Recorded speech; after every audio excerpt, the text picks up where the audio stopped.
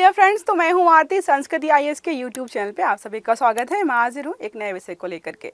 आप सभी जो है न्यूज़पेपर्स में देख ही रहे, पति पत्नी और सुप्रीम कोर्ट चल रहा है। तो आज हम चर्चा करेंगे पति पत्नी और वो मतलब क्या है यहाँ पर कि अगर पति का जो है अफेयर चल रहा है और उसी दौरान पत्नी ने 498A धारा के तहत जो है अगर मुकदमा दायर किया, तो क्या जो पति का एक्स्ट्रा मैरिटल अफेयर चल रहा है जिस महिला के साथ, उसको जो है रिश्तेदार की श्रेणी में काउंट करके उसके खिलाफ भी कार्यवाही होगी। कई बार ऐसा देखने को मिला है कि जब 498A धारा के तहत मुकदमा दायर किया गया यहाँ पर या जो है कानूनी कार्यवाही शुरू हुई, तो वहाँ पे नाम उन व्यक्तियों या उस महिला का भी था जिसका पति के साथ अफेयर भी चल रहा था। तो सुप्रीम कोर्ट ने कई बार और अन्य राज्य सरकारों के हाई कोर्ट ने भी इस बात को क्लियर किया है कि ये महिला जो भी है उसको हम जो है रिश्तेदार की श्रेणी में नहीं काउंट करेंगे। तो मैं आपको समझाऊंगी कि सुप्रीम कोर्ट के अनुसार या हमारे संविधान के प्रावधानों के अनुसार रिश्तेदार की कैटेगरी में जो है किन किन व्यक्तियों को रखा जाता है और आखिरकार यहाँ पर जो है सुप्रीम कोर्ट ने क्या टिप्पणी दी है और इससे संबंधित क्या कोई और भी मामले हैं जो आए हैं इससे पहले और उन पर जो है कोर्ट ने क्या डिसीजन दिया है। देखिए क्या लिखा है, पति की प्रेमिका पर क्या आईपीसी की धारा 498A के तहत चल सकता है केस या मुकदमा। तो यहाँ पर प्रश्न यही फिर से उठा है।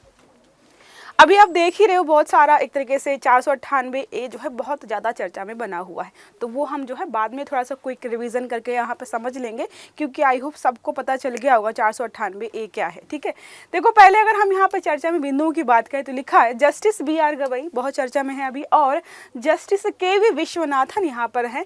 खंडपीठ ने भारतीय दंड संहिता की धारा 498A के तहत क्रूरता का आपराधिक मामलों में कहा है कि उस महिला के खिलाफ यहाँ पर कोई भी एक तरह से केस नहीं होगा जिसके साथ पति का एक तरह अफेयर चल रहा है या शारीरिक संबंध है या एक तरह विवाहितर जो भी संबंध किसी पति के किसी महिला के साथ है, उस पर जो है ये केस यहाँ पर नहीं लागू होगा।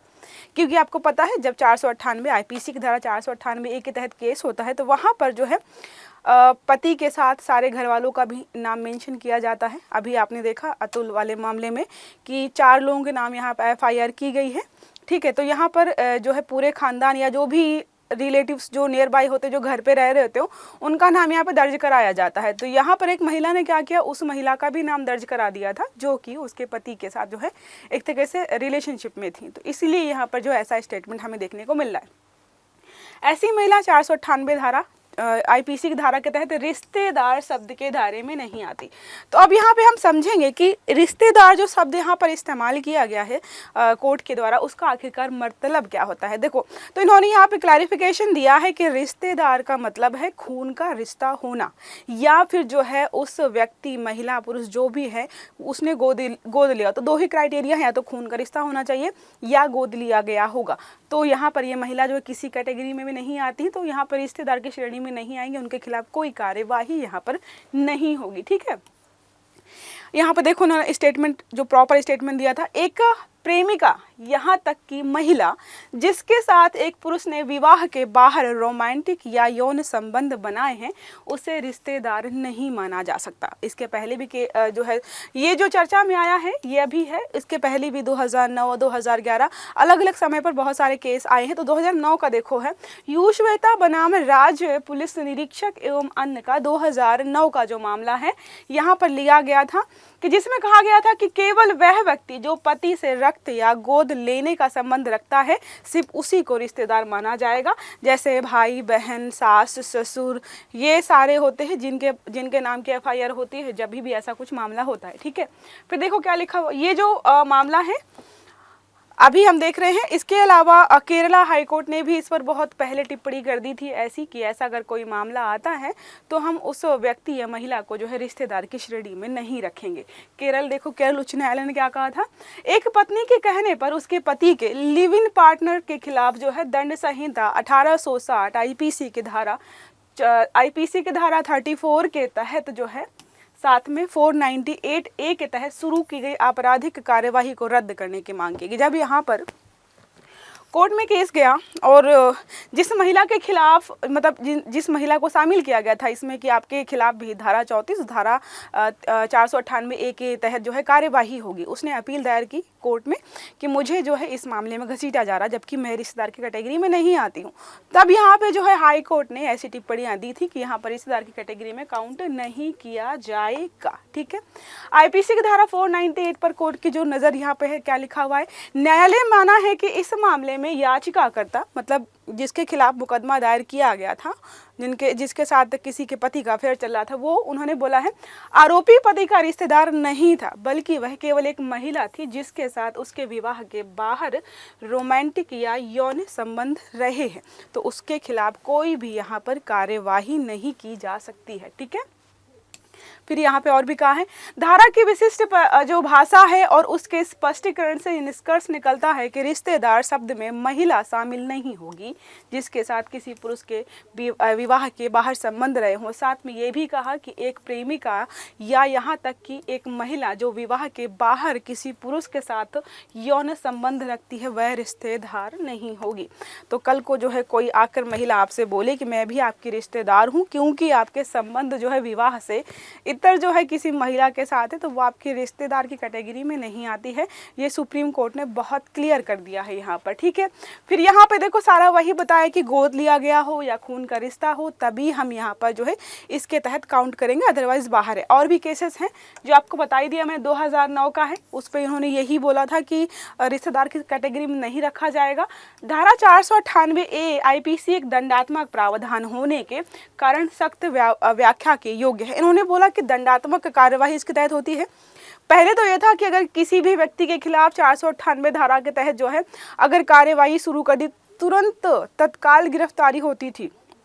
फिर बाद में सुप्रीम कोर्ट ने कहा कि ये थोड़ा सा गलत हो रहा है क्योंकि बहुत सारे मामले झूठे थे, तो सुप्रीम कोर्ट ने इसको बदल दिया। और उसके बाद क्या हुआ, जब भी किसी व्यक्ति के खिलाफ इस धारा के तहत कार्यवाही होती है तो पहले पुलिस पूरी जांच करती है कि मामला सच में सही है कि नहीं है, झूठे आरोप तो नहीं है, और जो भी आरोप लगाए गए हैं उसके हिसाब से किसी पुलिस को गिरफ्तार कर सकते हैं कि नहीं कर सकते, तभी गिरफ्तारी होगी।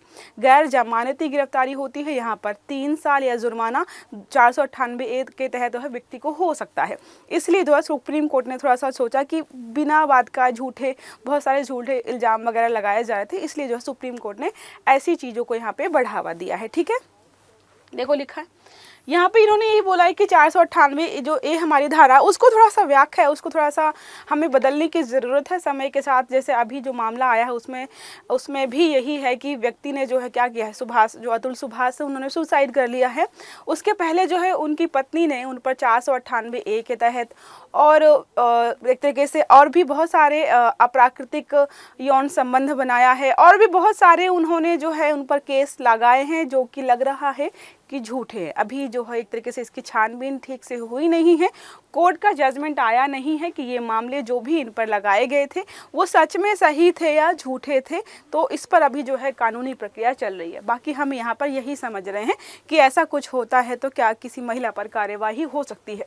अगर हम बात करें भारतीय दंड संहिता 1860 आर्टिकल की धारा जो हमारी है 498A, तो मैंने ऑलरेडी बता दिया है, ये लाया गया था 1983 के आसपास। ठीक है, 1983 और 93 के आसपास को लेकर क्या उस टाइम क्या हो रहा था, बहुत सारी महिलाओं के साथ जो है घरेलू हिंसा के मामले जो है सामने आ रहे थे। बहुत सारी महिलाओं को जलाना या फिर जो है प्रताड़ित होकर के जो है लड़कियां या महिलाएं जो है सुसाइड कर रही थी, तो महिलाओं की सुरक्षा के लिए इसको लाया गया था। इसमें यही होता है कि अगर महिला के ससुराल वाले पति या पति के जो भी करीबी रिश्तेदार हैं वो प्रताड़ित करते हैं तो इस धारा के तहत जो है गैर जमानती यहाँ पे गिरफ्तारी हो सकती है। और सब कुछ जो है सफल होने मतलब सारी प्रक्रिया सही होने पर 3 साल या जुर्माना यहाँ पर लागू किया जा सकता है। पहले आपको बता दिया, पहले जो है डायरेक्ट केस होने के तुरंत बाद ही जो है गिरफ्तार कर लिया जाता था, बाद में जो है थोड़ा इसको बदल दिया गया है। ठीक है, ये आपको देखो बता दिया मैंने, सारा गैर जमानती है। अगर यहाँ पर देखें इस धारा के प्रयोग के लिए क्रूरता से क्या तात्पर्य है, यहाँ पर इस्तेमाल किया गया है कि क्रूरता अगर महिला के खिलाफ होती है, चाहे वो शारीरिक हो या मानसिक हो, प्रताड़ित अगर किया गया है तो क्रूरता का मतलब देखो क्या है, कोई भी जानबूझ कर किया गया आचरण जो ऐसी प्रकृति का हो जिससे महिला को आत्महत्या करने के लिए प्रेरित करने या महिला के जीवन अंग या स्वास्थ्य को गंभीर चोट या खतरा पहुंचाने की संभावना हो, तो इसको यहाँ पर तो हम यहाँ पर जो इसको क्रूरता की श्रेणी में डालेंगे। कुछ दिन पहले मैंने आपको बताया था कि गुजरात की एक महिला जो है हाई कोर्ट में गई और उन्होंने जो है अपील की थी कि मेरे साथ जो है घर में क्रूरता हो रही है, मानसिक रूप से प्रताड़ित किया जा रहा है। और एलिगेशंस क्या थे कि मुझे अकेले मार्केट नहीं जाने दिया जाता है, रात में 11 बजे पानी भरने के लिए भेजते हैं, टीवी नहीं देखने देते हैं, मंदिर भी नहीं जाने देते हैं, चटाई पर सोने के लिए मजबूर कर, मतलब बहुत ऐसे एलिगेशंस थे जिनका कोई आधार नहीं था। तो फिर जो है हाई कोर्ट ने कहा कि देखो ये मामला ना घरेलू हिंसा का नहीं, घरेलू मामला है। तो इसीलिए जो है सुप्रीम कोर्ट ने बोला था पहले आप मामले की जांच करिए कि जो भी वहाँ पे एलिगेशंस लगाए गए हैं किसी पुरुष के ऊपर वो सच में ऐसे हैं जिसके आधार पर कार्यवाही हो सकती है कि नहीं। अगर पहले होता ना तो इसी मामले के साथ जो है व्यक्ति को गिरफ्तार करके पुलिस ले जाती, बेचारा 3 साल जितने साल भी सजा होती वहाँ पर सजा या जुर्माना भुगत रहा होता, सामाजिक प्रतिष्ठा भी यहाँ पे खत्म हो जाती है पुरुष की। तो यहाँ पर जो है मना कर दिया गया कि इन चीज़ों को जो है एक एक्सेप्शन मान सकते हैं कि 10 में से या 100 में से कोई एक महिला है जिसको ये ताने बाने कि सुबह जल्दी उठो, चाय मीठी नहीं है, ये जो है एक तरीके से क्रूरता या हिंसा लग सकती है। ये नॉर्मल सबके घरों में होता है। उन्होंने बोला कि ये एक माता पिता भी अपने बच्चे के साथ करते हैं, ये सिर्फ ससुराल में हो या मायके में हो ये मतलब मैटर नहीं करता है। तो यहाँ पर यही बोला गया कि क्रूरता यहाँ पर ऐसी है जिससे किसी व्यक्ति के मानसिक और शारीरिक स्वास्थ्य पर प्रभाव पड़े और ऐसा कुछ कर दो आप जिससे वो जो है सुसाइड या एक तरीके से आत्महत्या करने के लिए विवश हो जाए। महिला का उत्पीड़न, जहां ऐसा उत्पीड़न उसे या उसके किसी संबंधित व्यक्ति को किसी संपत्ति या मूल्यवान प्रतिभूति की किसी अवैध मांग को, यहाँ पर देखो समझो इसका मतलब ये है, यहाँ पर इसका मतलब ये था कि जब महिला को परेशान करते हैं ससुराल वाले की अपने पिता से पैसे लेकर के आओ, अपने भाई से पैसे लेकर के आओ, दहेज जो है इतना लेकर के आई थी, नहीं हमें ये चाहिए, हमें सोफ़ा चाहिए, टीवी चाहिए, गाड़ी चाहिए, मतलब मूल्यवान चीज़ों को लेकर के जब यहाँ पर प्रताड़ित किया जाता है महिला को, उसको भी यहाँ पर क्रूरता के तहत ही काउंट किया जाता है। क्योंकि कई बार जो होता है ऐसे सिनेरियो के चलते, ऐसे मामले लगातार जो है ससुराल में चलते रहते हैं, तो महिलाएँ जो हैं आत्महत्या ऐसे मामलों में भी कर लेती हैं। उनको लगता है कि अपने मायके पर या पिता और भाई पर जो है एक तरीके से बोझ बनने से अच्छा है वो सुसाइड कर ले। तो इन सबके लिए जो है यहाँ पर 498A लाया गया था, लेकिन समय के साथ बहुत सारे बदलाव यहाँ पे नज़र आ रहे हैं हमें। और आज हमने यहाँ पे पढ़ा कि अगर पति का किसी के साथ अफेयर चल रहा हो तो क्या उसके खिलाफ भी हो सकता है, देखो हो सकता है कि पति का जिसके साथ अफेयर चल रहा हो वो घर पे आकर के महिला को प्रताड़ित करती हो। ठीक है, आपने जो है बहुत सारे सीरियल्स में, मूवीज़ में देखा है कि जो पूरा जो ससुराल महिला को परेशान कर रहा है तो उसमें जो है वो महिला भी होती जिसके साथ अफेयर चल रहा है। लेकिन जो है सुप्रीम कोर्ट ने यहाँ पर अभी मना कर दिया है कि उस व्यक्ति को रिश्तेदार की श्रेणी में नहीं डालेंगे और उसके खिलाफ यहाँ पर कोई कार्यवाही नहीं होगी। ठीक है, समझ में आ गया यहाँ तक? तो ये था हमारा आज का आर्टिकल जिसको हमने बहुत अच्छे से समझा है। आई होप आपको समझ में आया होगा। अगर क्लास अच्छी लगी है तो लाइक करिएगा, चैनल को सब्सक्राइब करिएगा, सारे वीडियो टाइम से मिलें इसके लिए बेल आइकन जरूर दबाइएगा। अच्छे से पढ़िएगा। Have a good day. Thank you.